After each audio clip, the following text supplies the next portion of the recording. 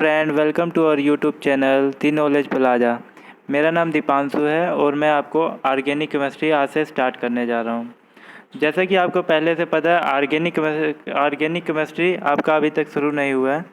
तो केमिस्ट्री को 3 भागों में बांटा गया है: physical chemistry, organic chemistry and inorganic chemistry.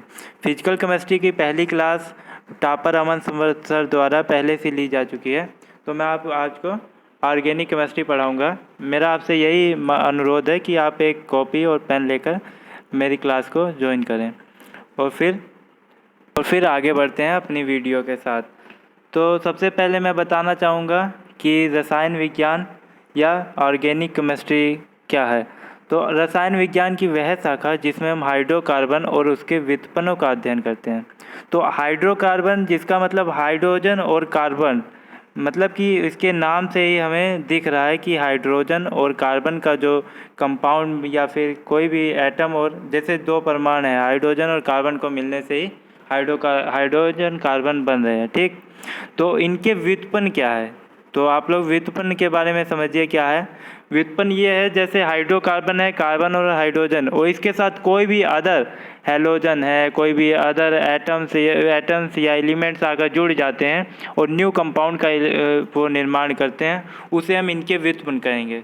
जैसे कि अभी आपको बताया जाए तो हम बताते हैं कि कार्बनिक यौगिक जो होते हैं, कार्बन, हाइड्रोजन और इसके अतिरिक्त जैसे कभी कदार ऑक्सीजन, नाइट्रोजन, सल्फर और हेलोजन तत्व भी मिलकर बन जाते हैं कार्बनिक यौगिक। हेलोजन तत्व में सेवन्थ ए के सभी ग्रुप्स के जो एलिमेंट्स हैं, 7th ए के पीरियोडिक टेबल के, तो वही सभी आते हैं, केवल एस्टेटिन को छोड़ के। तो सबसे पहले फ्लोरीन, क्लोरीन, ब्रोमीन और आयोडीन जो होते हैं, ये क्या होते हैं? हेलोजन होते हैं, और इनको भी लेकर कई कार्बनिक यौगिक बनते हैं। तो अब हम बताने जा रहे हैं जो बहुत ही बार क्वेश्चन आया गया है यूपी कैटेट में, ये लगभग कई बार क्वेश्चन आया है कि प्रयोगशाला में सर्वप्रथम बनने वाला कार्बनिक यौगिक कौन सा है और किसके द्वारा यह बनाया गया।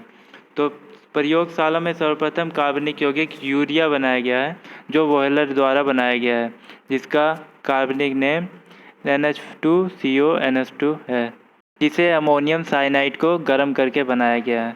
और फिर एक और अनदर क्वेश्चन है जो BHU में पूछा गया है कि लैब में अगर अभी आपसे पूछा जाए कि कार्बनिक यौगिक कौन सा है जो पहली बार बनाया गया, तो आपको कौन सा जवाब देना है? यूरिया का। अगर यही पूछा जाता है कि अगर तत्वों द्वारा बनाया गया ऑर्गेनिक कंपाउंड कौन सा है, तो वो एसिटिक एसिड है, जिसे कोल्बे द्वारा बनाया गया। जैसे उसमें 2 कार्बन और 2 हाइड्रोजन और 2 ऑक्सीजन के परमाणु को लिया और उसे गर्म करके एसिटिक एसिड का निर्माण किया था। तो अब हम कार्बनिक यौगिकों का वर्गीकरण के बारे में जानते हैं। कार्बनिक यौगिकों को 2 मुख्य वर्गों में विभाजित किया गया है, जैसे कि एलिफैटिक है और हमने जो लिखा है कि एरोमेटिक है। और एलिफैटिक जो है, ये ओपन चैन कंपाउंड्स होते हैं। इसमें क्या होते हैं? ओपन चैन। कार्बन जो होता है, कार्बन से केवल एक ही बॉन्ड से जुड़ा हुआ होता है, जो एक लंबी सी श्रृंखला बनाते हुए चल। और एक क्वेश्चन और है, एलिफैटिक यौगिक का जन्मदाता जो है, हम मीथेन को कहते हैं, जिसमें एक कार्बन कंपाउंड के साथ 4 हाइड्रोजन एक वैलेंसी वाले जुड़े होते हैं। और इन यौगिकों को ही वसीय यौगिक भी कहा जाता है। जैसे एलिफैटिक यौगिक को वसीय यौगिक भी कहा जाता है। और एरोमेटिक जो है, जितने भी सुगंधित जितने भी यौगिक हैं, वो एरोमेटिक यौगिक कहते हैं। जैसे एरोमेटिक शब्द अंग्रेजी के अरोमा शब्द से बना हुआ है, जिसका अर्थ सुगंधित होता है। तो वही यौगिक जो सुगंध उत्पन्न करते हैं, उसको हम एरोमेटिक में कहते हैं। और एरोमेटिक जो है, एक क्लोज चैन कंपाउंड्स है। एक क्लोज चैन होता है, एक ओपन चैन होता है। ओपन चैन एलिफैटिक्स होते हैं और क्लोज चैन जैसे कई लाइन लिखी हुई है, कार्बनिक यौगिक की बंधन ऊर्जा सबसे अधिक होती है किसी भी कंपाउंड की छोड़ के। जिस कंपाउंड में कार्बन यौगिक होगा, कार्बन का एलिमेंट्स पाया जाएगा, उसकी जो बंधन ऊर्जा होगी वो सबसे ज़्यादा रहेगी। कोई भी कार्बनिक यौगिक है, वो 2 भागों में बटे होते हैं। जैसे एक मूलक होता है और एक समूह होता है। मूलक किसे कहते हैं? जैसे मूलक जो प्रथम, जिसे हम पूर्ण लग्न कहते हैं, उसे वो मूलक होते हैं। और समूह जो उसका फंक्शनल ग्रुप, जैसे कि जो उसमें फंक्शनल ग्रुप्स का काम करता है, उसे हम समूह कह सकते हैं। तो जैसे कि हमने उदाहरण में लिखा हुआ है CH3OH, तो इसमें जो CH3 है वो मैथिल है, इसमें एक कार्बन और 3 हाइड्रोजन और एक अल्कोहलिक समूह जुड़ा हुआ है। क्या जुड़ा हुआ? समूह जुड़ा हुआ। वो हाइड्रोजन अलग नहीं है, वो एक समूह जुड़ा हुआ है, मैथिल अल्कोहल भी कहते हैं। और इसमें मैथिल एक मूलक है और ग्रुप फंक्शनल ग्रुप अल्कोहल का है। कई सारे फंक्शनल ग्रुप होते हैं, जैसे अल्कोहलिक होता है उसे हम OH से डिनोट करते हैं, और एल्डिहाइड होता है जिसे हम CHO से डिनोट करते हैं, और कीटोन को हम C और O से डिनोट करते हैं, जिसमें ऑक्सीजन जो होते हैं, ऑक्सीजन की वैलेंसी 2 होती है, इसलिए इसमें 2 बॉन्ड जुड़े होते हैं। और कार्बोक्सिल होता है जिसे COOH से जानते हैं, जिसमें हाइड्रोक्सिल मतलब OH ग्रुप वो एक बॉन्ड से जुड़ा होता है, और ऑक्सीजन दो बॉन्ड से जुड़ा होता है, क्योंकि ऑक्सीजन की वैलेंसी 2 होती है। और एक एमीन होता है जिसे हम NH2 से डिनोट करते हैं।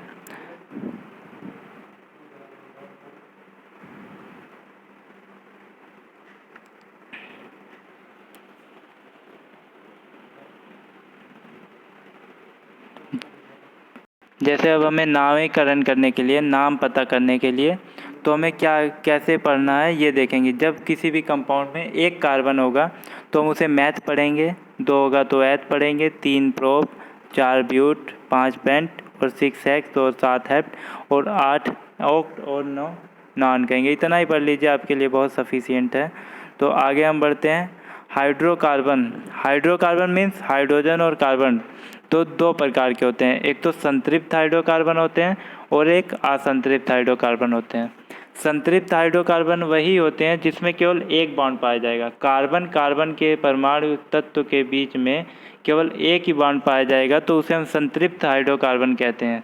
और ये बहुत ही स्थायी होते हैं, और इसमें कोई भी टूटने की बंधन ऊर्जा सबसे अधिक होती है, और टूटने की क्षमता बिल्कुल नहीं होती। मीन्स कहने का मतलब ये है कि ये अब इससे भी छोटे कणों में नहीं टूटे जा सकते हैं। जबकि असंतृप्त होते हैं, ये द्विबंध और त्रिबंध में बटे होते हैं। एक जिसमें 2 बंध कार्बन के बीच में 2 बंध पाए जाते हैं, और एक त्रिबंध जिसमें कार्बन के बीच में 3 बॉन्ड पाए जाते हैं। और ये बहुत ही जैसे कि क्रियाशील होते हैं, और फिर तुरंत ही टूट जाते हैं एक बॉन्ड में, और ये अस्थायी होते हैं। संतृप्त हाइड्रोकार्बन में जैसे कि आपका मैथेन, एथेन, मेथिल अल्कोहल और एथिल अल्कोहल आ जाते हैं। जैसे मैथेन है तो उसका फार्मूला आपको पता है CH4 होता है, जिसमें कार्बन का एक कंपाउंड हाइड्रोजन के 4 कंपाउंड से घिरा हुआ होता है, और इसमें केवल एक बॉन्ड पाया जाता है, इसीलिए हम इसे संतृप्त हाइड्रोकार्बन भी कह सकते हैं। तो संतृप्त हाइड्रोकार्बन को अल्केन, जितने भी अल्केन के ग्रुप के आ रहे हैं, जितने भी अल्केन श्रेणियां हैं वो सब संतृप्त हाइड्रोकार्बन है। अल्केन का फार्मूला आप लोग जानते ही हैं, CnH2n+2। मतलब कि अगर कार्बन 2 है तो हाइड्रोजन उसका कार्बन का 2 गुना और उसमें 2 जोड़ दिया जाएगा, तो वो बन जाता है अल्केन, और पैराफिन का फार्मूला। तो यही है अल्केन। तो अब हम सजातीय श्रेणी के बारे में पढ़ते हैं, जिसे इंग्लिश में होमोलॉगस सीरीज कहते हैं। तो होमोलॉगस सीरीज क्या होता है? जैसे कोई भी कार्बनिक यौगिक है जिसमें प्रत्येक में एक समान क्रियाशील समूह होता है। क्रियाशील समूह जैसे कि अभी आपको पहले भी बताया कि जैसे कोई भी क्लोरीन, हैलोजन्स आकर कार्बन कंपाउंड से जाते हैं और उसका कार्बन कंपाउंड का व्युत्पन्न कंपाउंड बनाते हैं, तो उसी को हम कहते हैं जैसे क्रियाशील समूह। तो क्रियाशील समूह कई टाइप के होते हैं, जैसे अभी आपको बताया अल्कोहलिक क्रियाशील समूह, और फिर amine, aldehydes and ketone, carboxyl, ये सब क्रियाशील समूह है। फंक्शनल ग्रुप्स इसी को कहते हैं। तो यही सब सजातीय श्रेणी वही है जिनमें प्रत्येक में एक समान क्रियाशील समूह होता है। जैसे कि आप देखते हैं हम, और इनके जो सदस्य हैं एक दूसरे के समजात होते हैं, मीन्स होमोलॉगस होते हैं एक दूसरे के। और इनके जो अंतर होता है किसी भी सजातीय श्रेणी में, अंतर जो होता है वो केवल CH2 का होता है। तो जैसे कि हम देखते हैं उदाहरण में CH3 CH2OH में, तो CH3 CH2OH और CH3 CH2 CH2OH, तो इसमें कौन सा फंक्शनल ग्रुप सेम है? देखिए इसमें alcoholic functional group CH3 CH2OH में और CH3 CH2 CH2OH में अल्कोहलिक समूह है। दोनों एक दूसरे के समजात हैं। और ऐसा आप बिल्कुल भी कंफ्यूज मत होइएगा, क्योंकि जैसे कि अभी आइसोमेरिज समावयवता भी एक इसी प्रकार का है। जैसे कि अभी हमने पढ़ा कि कार्बनिक यौगिकों का ऐसा समूह जिसमें प्रत्येक में एक समान क्रियाशील समूह होता है, तो उसे हम क्या कहते हैं? सजातीय श्रेणी कहते हैं। और फिर उसी के उल्टा जैसे कि समावयवता में क्या है कि जैसे कि कोई भी एक आणविक सूत्र, मतलब एक आणविक सूत्र का यूज करके हम दो या दो से अधिक यौगिकों को प्रदर्शित करते हैं, तो उसे हम आइसोमेरिज्म कहते हैं या साम्यवता कहते हैं। तो देखिए दोनों ही एक ही प्रकार का है, इसमें डाउट को अपना क्लियर कर लीजिए। अगर क्रियाशील समूह की बात करता है तो वो क्या है? सजातीय श्रेणी। ये ऐसा समूह जिसमें प्रत्येक में एक समान क्रियाशील समूह हो, तो सजातीय श्रेणी होगा। और उसके जो एक दूसरे के सदस्य हैं वो एक दूसरे के समजात रहेंगे, उसमें अंतर CH2 का रहेगा। और वही उल्टा समावयवता वही है जिसमें एक आणविक सूत्र द्वारा कई यौगिकों को प्रदर्शित करता है, उसे हम समावयवता कहते हैं। जैसे कि हम अब C2H6O ले लेते हैं, जिसे हम मैथिल अल्कोहल कहते हैं, और डाई मैथिल अल्कोहल, दो कार्बनिक यौगिक को आणविक सूत्र अलग होता है। अगर हम C2H6O को CH3CH2OH लिखते हैं तो वो एथिल अल्कोहल बनता है। और वही उतने ही फार्मूला को यूज करके, क्योंकि आणविक सूत्र सेम है C2H6O और CH3O CH3 को यूज कर सकते हैं, कीटोन करके हम एक डाई एथिल ईथर का निर्माण होता है। अब हम बताते हैं कार्बन के कुछ विशेष गुण होते हैं जिसको आपको जानना बहुत ज़रूरी है। तो पहला गुण तो कार्बन की परमाणु की बंधन क्षमता है। तो यही है कि जैसे कार्बन की परमाणु जो होते हैं उनकी बंधन संयोजन होने की क्षमता बहुत ही अधिक होती है। ये परमाणु परस्पर एकल बंध, डबल बॉन्ड या त्रिबॉन्ड से जुड़े हुए होते हैं। तो जैसे कि अब एक बॉन्ड से जुड़ा होगा तो हम एक बॉन्ड के कार्बन कहेंगे, दो bond 2 degree bond degree Celsius कहेंगे। जब 2 डिग्री कार्बन कहेंगे तो उसमें 2 बॉन्ड जुड़े होंगे। अगर 3 डिग्री कार्बन कहते हैं तो उसमें 3 बॉन्ड जुड़े होंगे। अब देखिए कैसा होता है। तो प्राथमिक कार्बन किसे कहेंगे? जैसे कि कोई भी कार्बन है वो कार्बन के केवल एक परमाणु या एक ही यौगिक से मिला होगा तो उसे हम क्या कहेंगे? प्राथमिक कार्बन कहेंगे। और द्वितीय या 2 डिग्री कार्बन उसे कहेंगे, जैसे कि अब देख रहे हैं आप उदाहरण में, जैसे CH3 CH2 और स्लैश में CH3 दिया हुआ है द्वितीय कार्बन में। तो उसमें देखिए कितना है, कार्बन है और एक कार्बन और दो कार्बन कंपाउंड जुड़ रहे हैं एक कार्बन से, तो ये क्या 2 डिग्री कार्बन हो गया। और 3 डिग्री में 3 कार्बन जुड़ रहे हैं, जैसे कि आप देख रहे हैं 3 कार्बन जुड़ रहे हैं एक ही कार्बन के कंपाउंड से, उसे हम 3 डिग्री कार्बन या टर्सरी कार्बन कहेंगे। और 4 डिग्री में 4 कार्बन जुड़ रहे हैं, उसे हम 4 डिग्री कार्बन भी कह सकते हैं। और अब हम आते हैं हाइड्रोकार्बन पे। हाइड्रोकार्बन आपको पहले बता दिया गया है कि 2 टाइप के होते हैं, संतृप्त हाइड्रोकार्बन और असंतृप्त हाइड्रोकार्बन। तो संतृप्त हाइड्रोकार्बन वही है जिसमें कार्बन कार्बन के परमाणु दो केवल एक बॉन्ड से जुड़े रहते हैं, तो उसे हम संतृप्त हाइड्रोकार्बन कहते हैं। संतृप्त हाइड्रोकार्बन का एक बहुत ही सटीक उदाहरण जिसे हम एल्केन कहते हैं, एल्केन ग्रुप के सभी सदस्य जो हैं वो संतृप्त हाइड्रोकार्बन हैं, क्योंकि ये केवल कार्बन कार्बन के कंपाउंड जो होते हैं, ये जितने भी कार्बन कार्बन के एलिमेंट्स हैं वो केवल एक कार्बन बॉन्ड से जुड़े हुए होते हैं। तो हम इसे एक ही हाइड्रोजन बांड से जुड़े होने के कारण इसे हम संतृप्त हाइड्रोकार्बन भी कहते हैं। असंतृप्त हाइड्रोकार्बन वही है या तो 2 या 2 से अधिक यानी 3 हाइड्रोजन से जुड़े हुए होते हैं, तो उसे हम असंतृप्त हाइड्रोकार्बन कहते हैं। असंतृप्त हाइड्रोकार्बन में जैसे एल्कीन होता है, एल्कीन मतलब कि ये 2 का हाइड्रोजन बांड पाए जाते हैं इसमें, और एल्काइन में 3 हाइड्रोजन बांड पाए जाते हैं, और ये असंतृप्त हाइड्रोकार्बन होते हैं। तो हम एल्केन के बारे में पढ़ते हैं। तो एल्केन का जो फार्मूला होता है वो होता है CnH2n+2 होता है। और क्रियात्मक समूह का मतलब यही हुआ कितने हाइड्रोजन बांड से जुड़ा हुआ है और कौन सा क्रियात्मक समूह है। तो इसमें केवल कार्बन कार्बन बांड से जुड़े होते हैं, वो भी हाइड्रोजन एक ही बांड से जुड़े होते हैं। और पूर्ण लगन और अनुलगन क्या है और IUPAC क्या है, इसके बारे में हम बात करेंगे। तो सबसे पहला उदाहरण लेंगे एल्केन का। जो एल्केन का फार्मूला आपको बताया गया है CnH2n+2 होता है, जो आप लोगों ने पहले से पढ़ा हुआ है।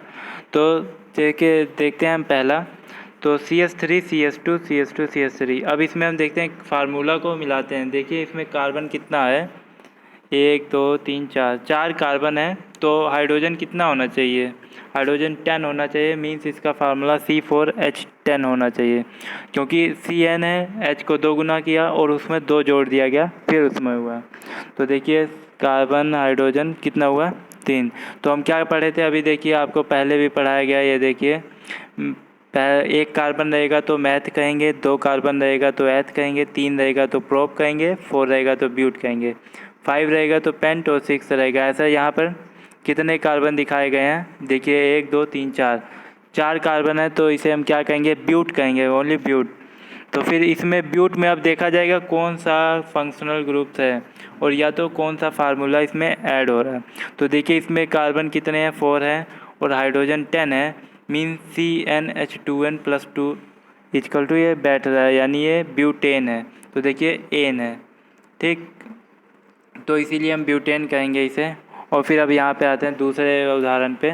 तो इसमें क्या है, CH3CH, CH को कॉमा किया है, Cl और CH Br इंटू और फिर एक करके CH3 है। तो इसका हम अगर केमिकल नेम लिखना चाहेंगे तो कैसे होगा।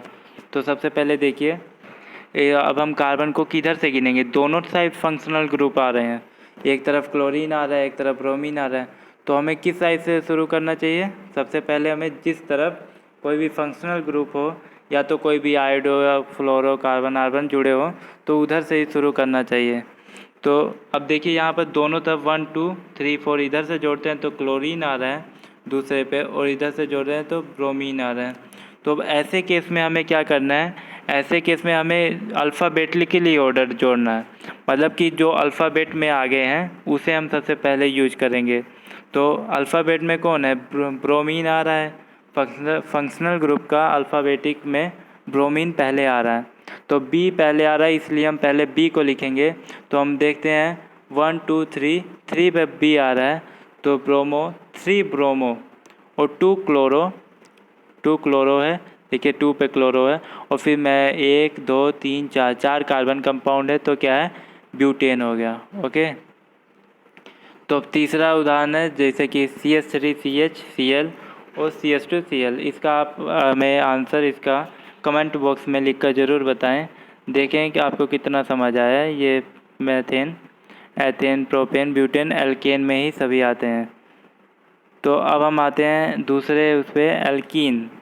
तो एल्कीन का जो सामान्य सूत्र है CnH2n होता है, तो वो इसका IUPAC बनाने के लिए इन का जोड़ दिया जाता है लास्ट में, मींस अनुलग्न में इन को जोड़ दिया जाएगा तो हम एल्कीन हो जाता है। तो इसका फार्मूला क्या है, CnH2n, यानी जितना कार्बन होगा उतने उसका 2 गुना ही हाइड्रोजन होगा, तो वो एल्कीन का फार्मूला होगा, और इसमें इन को लगा दिया जाएगा तो उसका IUPAC हो जाएगा। तो देखिए C2H4 मीन्स 2 कार्बन है और हाइड्रोजन 4 हैं, तो इसको हम अगर देखेंगे तो CH2CH2। अब देखिए अब कार्बन जो है चतुसंयोजक है, चतुसंयोजक का मतलब कि एक कार्बन के साथ 4 एक संयोजकता वाले एलिमेंट्स रह सकते हैं। हाइड्रोजन के कितने संयोजकता होती है, 1 होती है, तो यहाँ पे हाइड्रोजन की संख्या कितनी है, 4 है, ये चतुसंयोजक है। तो अब CH2CH2 यहाँ पे डबल बॉन्ड लगा हुआ है, तो हमें आपको पहले भी बताया कि जो इसकी एल्कीन का जो फार्मूला होता है वो CnH2n होता है, और ये डबल बॉन्ड कंपाउंड्स होते हैं। तो एथीन को एथिलीन भी कहा जा सकता है, और एथिलीन को ही सबसे सरल ओलिफिन कहा गया है। ये क्वेश्चन PHU में पूछा गया है कि सबसे सरल ओलिफिन कौन सा कंपाउंड है, तो उसमें एथिलीन आंसर सही था। और यदि कार्बन की संख्या 4 या 4 से अधिक हो जाती है तो डबल बॉन्ड की पोजीशन को भी दिखाया जाता है। और देखिए यहाँ पे कार्बन की अगर अब नहीं भी दिखाते CH2 करके तो यहाँ पे चल जाता है, पर अगर कार्बन की संख्या 4 से ज़्यादा हो जाती है तो वहाँ पे हमें डबल बॉन्ड की पोजीशन को दिखाना पड़ता है। और फिर एक क्वेश्चन यूपी कैटेट में पूछा गया है, फलों को पकाने वाली गैस कौन सी है, वो एथिलीन गैस है। देखिए इसी से एल्कीन से आपका 2 क्वेश्चन बन रहा है, एक तो BHU में पूछा गया है और एक कि सबसे सरल ओलिफिन कौन सा है, तो वो एथिलीन है, और फलों को पकाने वाली गैस जो यूपी कैटेट में पूछा गया है वो एथिलीन है। तो उसके एल्कीन का एक अलग उदाहरण हमने दिया हुआ है जिसे प्रोपीन किया गया है, ठीक। और फिर अब हम आते हैं नेक्स्ट पे, एसिटिलीन। एसिटिलीन को हम एल्काइन भी कहते हैं, मीन्स सामान्य सूत्र इसका CnH2n-2 होते हैं। जितना कार्बन है उसका 2 गुना हाइड्रोजन करके उसमें 2 माइनस कर देंगे तो वो एसिटिलीन या एल्काइन हो जाता है। और एल्काइन में 3 हाइड्रोजन बांड से एक एक कार्बन जो है 3 हाइड्रोजन बांड से जुड़ा होता है। और इसका उदाहरण देखिए C2H2 है, तो मीन्स कार्बन हाइड्रोजन फिर ट्रिपल बांड फिर CH, ये क्या एथाइन है और इसे एसिटिलीन गैस भी कहते हैं। एसिटिलीन गैस का हम वेल्डिंग में यूज किया जाता है, वेल्डिंग में एसिटिलीन का यूज किया जाता है। ये भी क्वेश्चन कई बार आ सकता है। और फिर उसके बाद C3H4 मीन्स देखिए इसका फार्मूला को हम अगर मिलाते हैं C3 इसका 2 गुना हुआ 6, तो 6 में से 2 गया तो H4 आ गया, तो ये बैठा है। ओके, तो कार्बन का एक कंपाउंड CH के 3 देखिए 3 हाइड्रोजन बांड से जुड़ा हुआ है, तो ये मेथिल एसिटिलीन हो गया। ओके, और फिर अब देखिए ये वाला हम आपको IUPAC निकालना सिखाएंगे बाद में, अगली वीडियो में IUPAC निकालना सभी का सिखा दिया जाएगा। तो ये कंपाउंड का IUPAC देखिए दोनों हाफ साइड से अलग हुआ है। फिर वही वाली कंडीशन है जैसे कि दोनों साइड से जो भी फंक्शनल ग्रुप आ रहे हैं, हेलोजन्स आ रहे हैं या फंक्शनल ग्रुप, कोई भी फंक्शनल ग्रुप हो या हेलोजन हो, दोनों साइड से देखिए सेम आ रहा है। 1 2 इधर से भी आ रहा है, 1 2 इधर से, हम नज़दीक वाला लेते हैं। पर ये इस कंडीशन में हम क्या कहते हैं आपको कि अल्फ़ाबेटिकली जोड़ते हैं। तो सबसे पहले अल्फ़ाबेटिकली में ब्रोमीन आ रहा है, तो हम सबसे पहले ब्रोमीन को लेंगे। तो ब्रोमीन कितने पे है 1 2 3 4 5 पे ब्रोमो मीन्स 5 ब्रोमो, और 2 क्लोरो मीन्स 2 पे क्लोरो है। फिर 1 2 3 4 5 6 कार्बन है, तो क्या कहेंगे हेक्स कहेंगे, और 3 आइन कहेंगे क्योंकि 3 है। 3 पे देखिए वहाँ पे कौन सा बांड है, ट्रिपल बांड हाइड्रोजन का, कहाँ पे लगा हुआ है 3 पे, तो उसे हम कहेंगे 3 आइन कहेंगे। ओके, तो हम आगे बढ़ते हैं। एल्किल समूह अथवा मूलक, एल्किल मूलक क्या होता है? तो एल्किल मूलक का फार्मूला जो होता है CnH2n+1 होता है। मीन्स कार्बन का कोई भी एक है तो कार्बन का 2 गुना हुआ 2 और उसमें एक जुड़ा तो 3, तो उसे एल्किल कहेंगे। एल्किल में जैसे कि अब कोई भी मैथिल भी एल्किल में आ रहा है। नाम अगर इसका नाम जानना है तो उसमें कोई भी एन है तो एन का अनुलग्न हटाकर इसे इल जोड़ दिया जाता है, तो इसमें एल्किल में आ जाता है। जैसे कि अब CH4 है, उसमें अगर एक माइनस हो जाता है हाइड्रोजन का तो वो मैथिल आ जाता है, क्या बन जाता है, वो मैथिल बन जाता है। और C3H8 में अगर हाइड्रोजन एक कम होता है तो प्रोपिल बन जाता है। तो प्रोपिल ओपिल समझ रहे हैं आप, जैसे कि मैंने पहले बताया कार्बन एक रहेगा तो उसे मैथ कहेंगे, 2 रहेगा तो ऐथ कहेंगे, 3 रहेगा तो ब्यूट प्रोप, तो ऐसा बता चुके हैं आपको, तो इसमें समझने में दिक्कत नहीं होगी। तो सभी एल्किल एल्केन के व्युत्पन्न होते हैं। देखिए एल्किल जो है एल्केन के व्युत्पन्न है, तो व्युत्पन्न का मतलब समझ रहे हैं कि जैसे कि उसी कंपाउंड से दूसरे कुछ एलिमेंट को या तो घटाया जाए या तो बढ़ाया जाए, तो उसी कंपाउंड से दूसरे कंपाउंड का निर्माण हो जाए, उसको हम व्युत्पन्न कहते हैं। तो वही एल्किल जो है वो एल्केन के ही व्युत्पन्न है। तो इसे 3 भागों में बांटा जा सकता है। नॉर्मल एल्किल होता है, आइसो होता है और नियो होता है। जो नॉर्मल एल्किल होता है वो क्या होता है और आइसो क्या होता है और नियो क्या होता है? अब देखिए नॉर्मल एल्किल वही है जिसमें कार्बन कार्बन जो होता है सिंगल बॉन्ड से जुड़े होते हैं, तो उसे हम नॉर्मल एल्किल कहते हैं। मतलब कि जैसे कोई भी कार्बन है वो सिंगल बॉन्ड से जुड़ा हुआ है, एक कार्बन दूसरे से, तो नॉर्मल है। और देखिए इसमें हम देखते हैं पहले में प्रोपिल वाले में CH3, फिर सिंगल बॉन्ड है CH2 है, फिर सिंगल बॉन्ड CH2 है। और अगर CH लिखा होता है और CH से कोई अलग फंक्शनल ग्रुप या तो कोई एल्किल कुछ भी जुड़ा होता है तो उसे हम आइसो कहते हैं, और 2 आइसो जुड़े होते हैं तो उसे हम नियो कहते हैं, नियो एक्सिल, जैसे इसका उदाहरण हो गया। तो एल्किल भी 3 टाइप कार्बन ही की तरह होते हैं, जैसे 1 डिग्री एल्किल, 2 डिग्री एल्किल और 3 डिग्री एल्किल। तो 1 डिग्री एल्किल और 2 डिग्री मतलब एल्किल और 3 डिग्री एल्किल क्या होते हैं? अगर कोई भी जैसे एल्किल है मैथिल मान लीजिए, तो मैथिल जो फंक्शनल यूनिट है वो एक कार्बन से जुड़ी होती है, वो एक ही होती है, तो उसे हम 1 डिग्री एल्किल कहेंगे। और अगर 2 फंक्शनल ग्रुप जो होते हैं जुड़े होते हैं एक एल्किल से, तो उसे हम 2 डिग्री एल्किल कहते हैं। और 3 डिग्री एल्किल उसे जब 3 फंक्शनल ग्रुप जुड़े होते हैं तो उसे हम 3 डिग्री एल्किल कहते हैं। और अब हम आते हैं एल्किल हेलाइड पे। एल्किल हेलाइड क्या होते हैं? एल्किल आपने पढ़ा क्या होते हैं इसमें, जैसे कि आपने एल्किल का फार्मूला पढ़ा CnH2n+2, एल्किल जो होते हैं उसमें ईल जोड़ दिया जाता है अनुलग्न को हटाकर, वो एल्किल हो जाते हैं। जब एल्किल के साथ हैलोजन तत्व जुड़े होते हैं, हैलोजन तत्व को आपको पहले पता है, जैसे 7th के होते हैं पीरियोडिक टेबल में, 7th के तत्व को एल्किल हैलाइड्स कहा जाता है। तो जैसे कि fluoro, chloro, bromo, iodo, means fluorine, chlorine, bromine और आयोडीन क्या है, ये हैलाइड्स हैं। तो अगर इनके साथ हैलोजन तत्वों को जोड़ दिया जाता है एल्किल के साथ, तो उसे हम एल्किल हैलाइड्स कहते हैं। तो इनका नाम करने के लिए जैसे कि IUPAC है, क्लोरोमेथेन CH3Cl, ये पूछा गया क्वेश्चन है। क्लोरोमेथेन ये CH3Cl यूपी कैटेट में पूछा गया है पिछली बार कि CH3Cl किसका IUPAC नेम है, तो क्लोरोमेथेन उसका आंसर सही था। तो अब देखिए यहाँ पर एल्किल हैलाइड CH3Cl, CH3 क्या है, एक मूलक है जैसे कि मैथिल है, और फिर क्लोरीन, क्लोराइड है। तो हेलाइड्स वही हैं जैसे फ्लोरीन, क्लोरीन और ब्रोमीन और आयोडीन, 4 हेलाइड्स हैं। तो अगर कोई भी इसमें चारों में से किसी भी कार्बन कंपाउंड्स के साथ या फिर किसी भी कार्बन ग्रुप्स के साथ जुड़ जाता है तो उसे हम एल्किल हेलाइड्स कह देते हैं। जैसे अब हमने उदाहरण दिया है CH3Cl methyl chloride, ethyl iodides and ethyl ब्रायोडाइड ब्रोमाइड्स। तो according to halogen number alkyl halide classification, तो अब एल्किल हैलाइड्स भी कई टाइप में बटे हुए होते हैं हैलोजन नंबर के नाम से, कि कितने हैलोजन नंबर पाए जा रहे हैं, और फिर उसके आधार पे ही उसको बांटा गया। जैसे मोनो हैलाइड मीन एक हैलोजन पाया जाएगा तो उसे मोनो हैलाइड कहेंगे, और डाई हैलाइड जैसे 2 हैलोजन पाया जाएगा तो डाई हैलाइड कहेंगे। डाई हैलाइड 2 टाइप में बचा होता है, विक डाई हैलाइड और जेन die halide.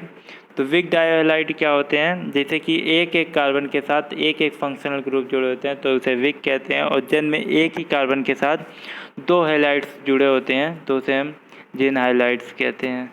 Wick die halide क्या है, जैसे कि एक कार्बन है तो उससे एक कार्बन के साथ एक हैलोजन जुड़ा हुआ है और दूसरे कार्बन के साथ दूसरा हैलोजन जुड़ा हुआ है तो उसे विक डाई हैलाइड कहेंगे। और जेन डाइहाइड में एक कार्बन के साथ ही दोनों हैलोजन जुड़े होते हैं तो उसे हम डाई हैलाइड्स कहते हैं। तो हम ट्राई हैलाइड में 3 हैलोजन जुड़े होंगे और टेट्रा हैलाइड में 4 हाइड्रोजन जुड़े होंगे। तो अब उदाहरण से कुछ, जैसे अब CH3Cl मैथिल क्लोराइड्स, तो ये क्या है, ये इसमें देखिए क्या हो रहा है, इसमें जैसे हमने बताया कि एक मोनो हैलाइड्स क्या होते हैं, एक हैलोजन जुड़े होते हैं। तो इसमें कितने हैलोजन जुड़े हुए हैं, देखिए इसमें CH3Cl है तो इसमें एक ही हैलोजन जुड़ा हुआ है जो Cl है तो उसे मोनो हैलाइड हो गया। और CH2 है और Cl दोनों में जुड़े हुए हैं तो क्या है, ये डाई हैलाइड तो हो गया, मतलब कि 2 हैलोजन जुड़े हैं, डाई हैलाइड है। पर इसमें देखिए कार्बन कार्बन कैसे जुड़े हुए हैं, जैसे एक कार्बन कंपाउंड के साथ एक Cl जुड़ा हुआ है यानी क्लोरीन, और दूसरे के साथ दूसरा क्लोरीन जुड़ा हुआ है तो ये कौन सा है, डाई हैलाइड्स है। कौन सा डाई हैलाइड है, विक डाई हैलाइड। और जेम डाई हैलाइड्स क्या है, जिसे एक ही कार्बन का, देखिए यहाँ पे CH2 ग्रुप है, CH2 ग्रुप के साथ ही 2 क्लोरीन के कंपाउंड जुड़े हुए हैं तो उसे हम जिन डाई हैलाइड कहेंगे। ट्राई हैलाइड जैसे क्लोरोफॉर्म बहुत ही फेमस है तो CHCl3 एक ही कार्बन के साथ 3 क्लोरीन के क्लोरीन कंपाउंड जुड़े हुए हैं।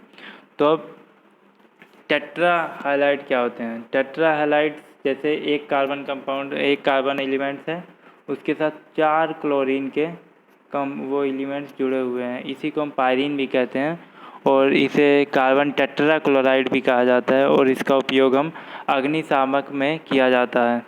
तो कार्बन परमाणु की संयोजकता में जो ये क्वेश्चन बहुत ही नोट कर लीजिए, कार्बन परमाणु की जो 2 संयोजकता होती है उसमें अंतर कितने कोण का होता है, ये क्वेश्चन कई बार पूछा गया है। तो उसमें 109 डिग्री 28 डैश का अंतर होता है। तो आज के लेक्चर में इतना ही मैं लेकर आया था आपके लिए। अगर आपको वीडियो में कोई भी दिक्कत हो तो आप हमारे कमेंट बॉक्स में आप अपनी समस्या को डाल सकते हैं, जिसके हम अगली वीडियो में हम उसका समाधान लेकर आएंगे। तो अगर आपको वीडियो अच्छा लगा हो तो उसे लाइक कीजिए और हमारे चैनल को सब्सक्राइब कीजिए। और अगर आप इस चैनल पर नए हैं तो सब्सक्राइब ज़रूर कीजिए और वीडियो कैसा लगा उसे कमेंट बॉक्स में ज़रूर लिखिए और आगे आने वाली वीडियो का आप इंतज़ार करते रहिए, आपकी अगली वीडियो कल डल जाएगी।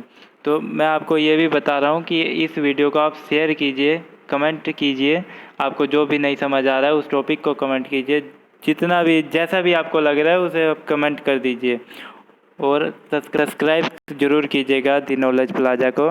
तो आपको मैं यहीं पे अनुमति देता हूँ। धन्यवाद वीडियो देखने के लिए। Thank you.